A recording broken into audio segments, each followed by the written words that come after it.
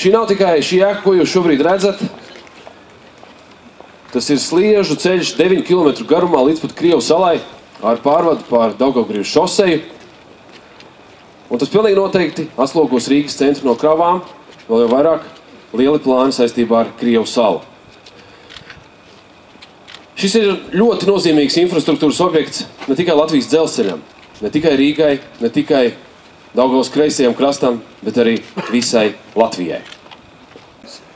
Vispār Daugavas kreisais krasts, kurš, kā mēs redzam, un kā tika minēts, ka šeit ir purvs, lai no šī purva arī pārvērstos tādā industriāla attīstības zonā.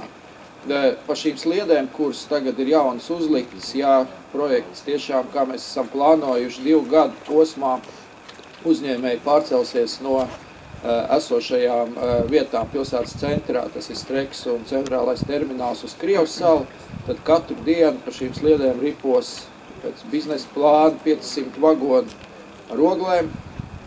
Es domāju, ka šeit ir iespēja, tāds ir plāns, tātad katru dienu šos 500 vagonus apkalpot.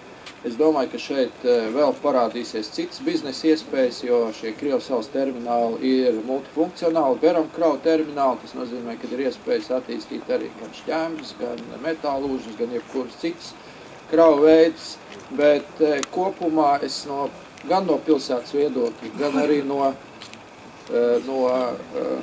ostas viedokļa gribu teikt, reku laimu atnes arī kaķis, kas nu pat aizgāja. Tas ir uz laimu. Lai mums visiem veicās, lai šīs sliedas nesarūsē. Paldies!